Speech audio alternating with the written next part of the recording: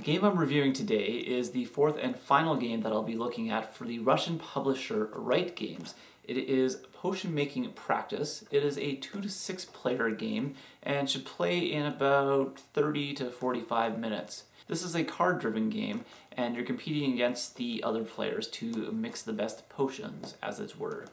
So I've had pretty positive impressions of the previous 3 games from this publisher. Did I save the best for last? The goal of Potion Making Practice, like most games, is to generate the most points. The game ends when this deck of cards is ran out and all the players' hands have been exhausted. The cards in this game have multiple purposes.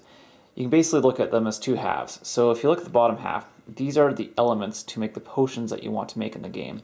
And the top half is the ingredients of your potions and the potion you're going to make. And here is the amount of points you'll get for making each potion. When the game starts, each player is given 4 cards, and a starting pool of cards will be put in the middle of the table, which is known as the desk of elements. This is where you get all the elements to create all the potions during the game. A player's turn is simply as follows. They first draw a card into their hand, and then they have to play a card. There's 3 things that you can do on your turn. You can simply take a card from your hand and add it to the desk of elements, thereby adding another element to use in your potion making.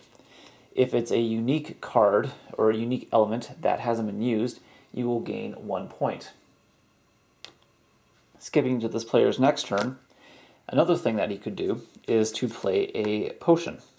So the way this works is you find a potion that you have the necessary ingredients for. So for this one, the mascot solution, I need the quintessence of will and dragon's tooth, which are down here. Dragon's tooth and quintessence of will. So I can play that to the table and then put these 2 ingredients on top. So I get 2 points for creating this. 1, 2. And skipping ahead to this player's third turn, so he draws a card. And so the third action that could be taken is to play a spell.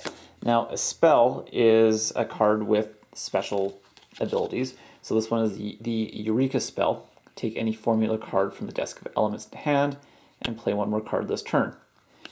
So I get rid of that card. I can take any formula spell, and then I have to play some other card. So I'll play this Firelight and get an additional point. Let's fast forward a number of turns to a point where this player, he's going to draw a card. Now I'm going to demonstrate how you make more complex potions, because normally your basic potions are just using these elements, but advanced potions actually require you to use already built potions from around the table. So this one, the unicorn, requires the elixir of wisdom and the mascot solution. This player is going to use this potion and this potion to create his own.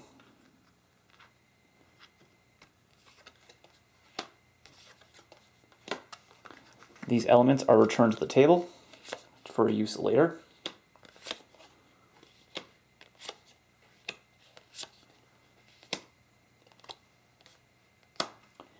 And this player scores the 8 points indicated.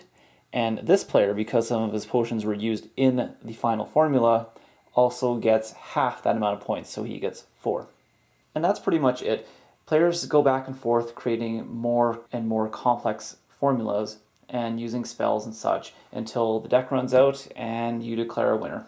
So as you just saw, the play for this game is actually really straightforward.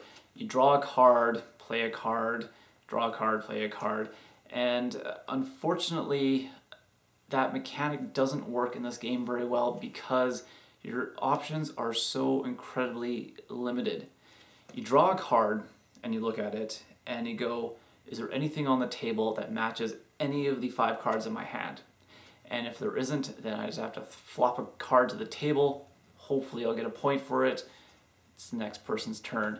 And yeah, just games with limited choice just aren't really my thing. I wish it were, but It's not. As positives for this game, I do like the artwork and the theme. I really do like the idea of mixing potions. I mean, that's something I've never done in a game before. And also the artwork is really nice. I mean, here's the back of the card, and like all the potions and stuff on here, I mean, they're really nice. I like it, but the game doesn't hold up for me. Now, I'm just one voice. I've read a number of other reviews which were glowing almost. So, I mean, it's different strokes for different folks. I like the other 3 games from Right Games. This one didn't do it for me, but 3 out of 4 is actually a pretty good ratio, and it makes me look forward to further games that come out of Russia.